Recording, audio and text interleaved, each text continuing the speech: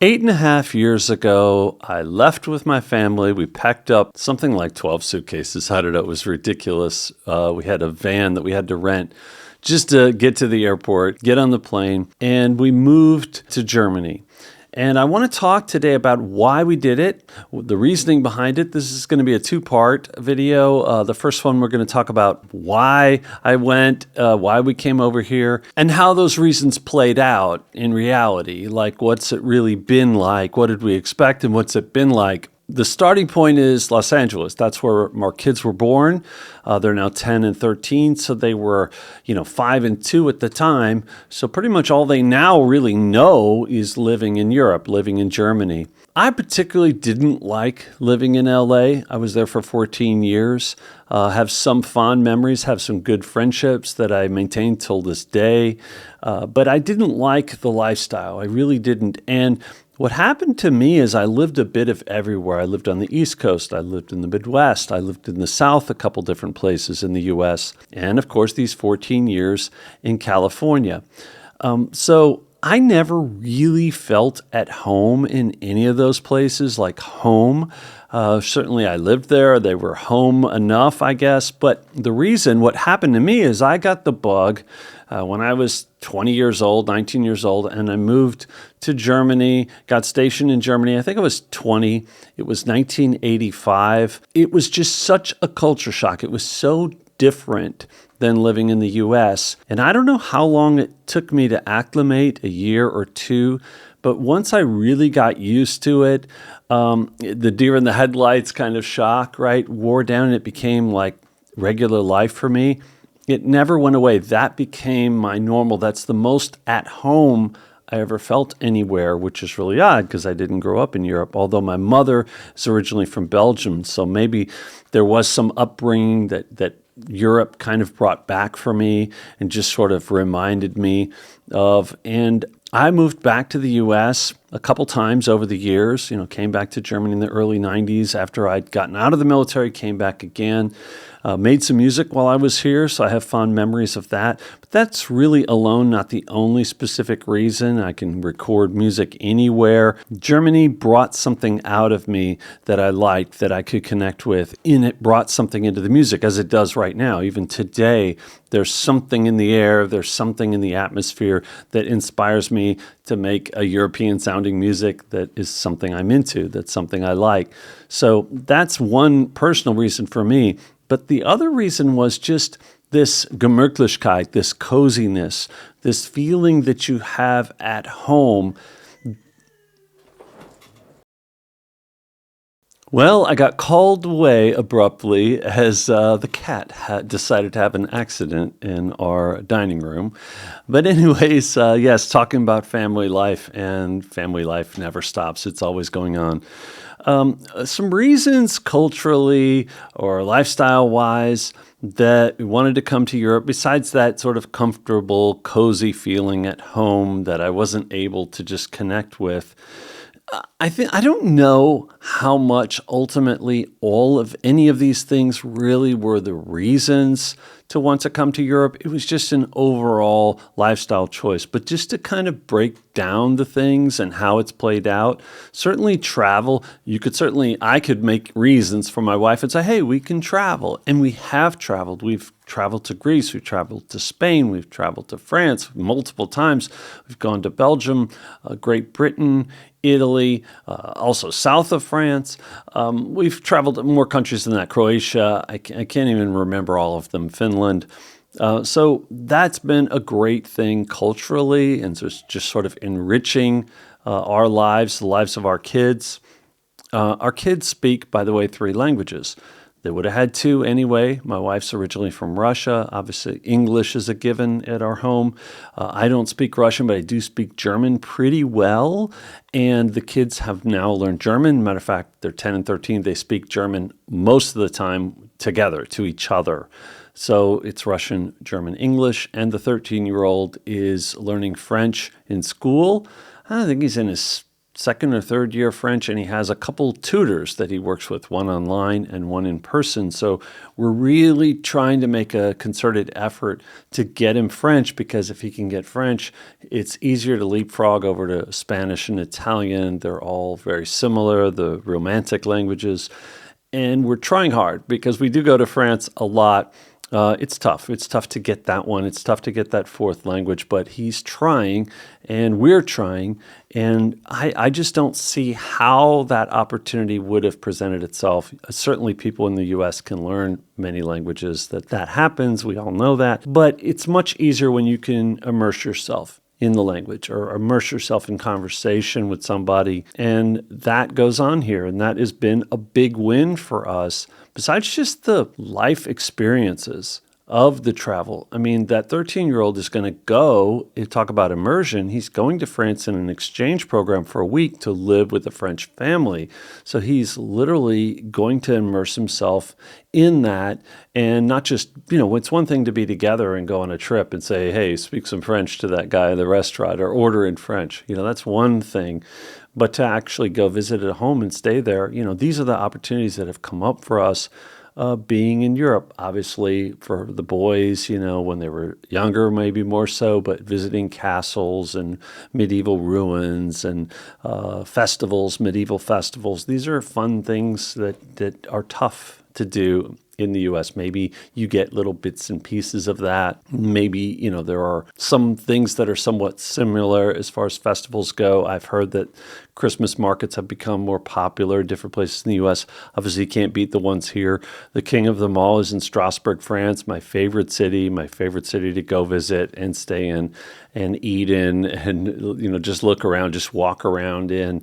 And their Christmas market is just, the whole city becomes a Christmas market. So that's just an experience that you get, being here, that's really hard to replicate living for us in the U.S. So it's not that I think less of the U.S., by the way. I'm very proud to be an American. I'm very proud of the U.S. I know there are maybe arguments to be made why we shouldn't be proud right now, whether you're on the far left or the far right. I happen to be in the center, and I happen to be very proud of my heritage and very proud to be an American, and I try to represent that, and I talk to my kids about that, because we are a representation of America for the people around us here. So decided to live in Germany.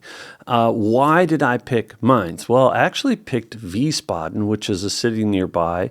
It's a beautiful city. There's a lot going on there. It's an international city, and it's close to Frankfurt. At the time, I was working in the audio business, and I needed easy access to a major airport. Frankfurt's the most major airport, I think, in Europe, or among the top three. So it's very easy to get there from this area. Mainz is a sister city, basically, of Wiesbaden, although they'd never admit to that. They have a big rivalry. They're in different states. They're across the Rhine River from each other. There is a, maybe lighthearted, but there is a healthy dose of competition between the two cities. So they don't exactly love each other, but they respect each other, And I just ended up in Mainz because the neighborhood, the house that I found happened to be here. So when I was with a real estate agent looking for a house, we found one that was here. So it just worked out that way. And then the more I was in Mainz, the more I began to like it. I still love walking around Wiesbaden, and we go there often. It's 20, 25 minutes away. The kid's doctor is in Wiesbaden. But Mainz has become home, and they're in tennis in Mainz. By the way, lifestyle-wise, culturally, they do things here besides the languages, like playing tennis very often. You can play tennis in the U.S., but in competition at a high level, and to travel around. One year, my son's school had a tennis team, which is rare, but it happened, and he got to leave school several times during that year to go play tennis matches, because they would drive and they'd play during the daytime and come back in the afternoon. They'd miss the whole day of school. They'd have to make that up, but it was very exciting for him to get out of school to go play tennis. But also he does play for a club, and they have team matches, and they travel together, and they go play. And just the experience of that, I do that. I play for a team. We play some matches at home.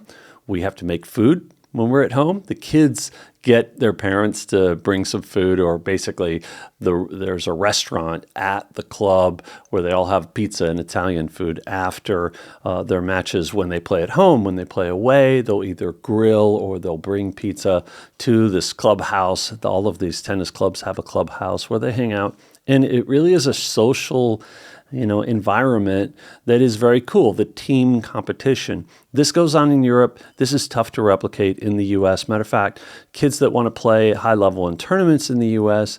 have to drive, hours, sometimes stay overnight just to play in a tournament and then come back. And it's also highly competitive. The parents can be tough in tennis here, but basically the tennis etiquette's better, I think, at least from what I've heard, as opposed to us U.S. Parents only in the U.S. That can get very heated, I guess, because kids are making their own calls and there's a lot of disputes that go on. And that goes on here, like I said, but mostly it's manageable. Mostly you get what's called fair play. So for sports, my son played soccer for 10 years, most of it here. He started very young in the U.S., played for 2-3 years, and then he kept playing here. I had a tear in my eye when he quit soccer and said, I just want to play tennis. But at least he had that time playing soccer. My other son is 10. He played soccer for a couple of years too, not as long, but they had that experience. Now it's tennis. Now it's team play, individual competition. They're also musicians. So they're speaking multiple languages. They're doing the travel. We go to museums often. They get that kind of experience, that kind of, broadening is very cool. And again, none of these on their own are maybe reasons, but it all adds up, But they're musicians. One plays cello. The other one plays piano, and they both dabble with guitar. Matter of fact, the 13-year-old started taking guitar lessons. He's not taking piano lessons at the moment. He's taking guitar lessons, but he can play piano. He can read music. And now he's, trying to learn some guitar. Yes, you could do that, of course, in the U.S. as well. But the music school where our kids study is 7 minutes away. There is never really more than a 20, 30-minute drive for tennis competitions. Everything is just very close and right in the area, and it's very convenient. So it's very convenient to be going to music lessons. It's very convenient to be going to tennis competitions. It's very convenient to travel, or even on the weekend if we want to go somewhere unique. We could do it within 30 minutes or an hour at the most, and we can be somewhere totally different, experiencing something totally different than right in our area. And I mean mountains and rivers and just castles and very interesting things that are around us, very easy to get to them. So that's what it's been like in reality. It's played out really well. There are certainly challenges living in Europe. I can't name any that I wouldn't have had in the U.S. Like, you get sick. You get sick there in the U.S. too. You have to navigate the hospital system. You have to do that in the U.S. too. Waiting in line at clinics can be excruciating no matter where you are.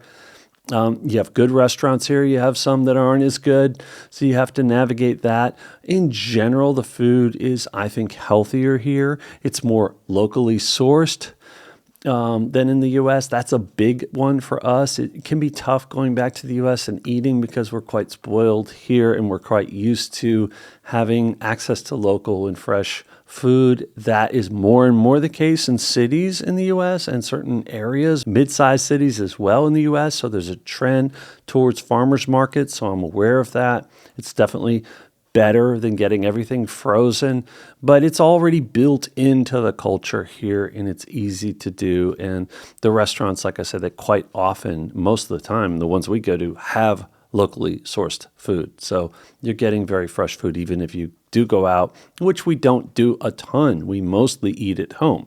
So we go and we pick our stuff up at the market and we make it at home. So I think, from a health standpoint and someone who's become healthier, it's easier to do that here as far as augmenting my supplement routine with healthy living, with whether it's exercise, whether it's being active, or just eating. It's easier to eat the right foods for me here than it is when I travel home to the U.S., where I make an effort, but I don't make as much of an effort. So I just sort of say, okay, I'll just go with the flow. I don't want to be too difficult. I'll eat what I eat, and I'll make up for it when I get back home. So definitely there's another reason that Europe has worked out better for us. So I'm sure there's more that I can think of. I'm going to talk more logistics in part 2 and talk about what it took for us and what it's been like for us, how we got our visas to stay and how that kind of thing has worked out, in case you're curious about the process. So I'll get into that in the next part. Look for part 2. So I hope this has been enlightening or eye-opening and interesting to some people out there. It's fun to talk about. I kind of do light up when I talk about it. So maybe we'll have to do more of this in the future. Thanks for watching.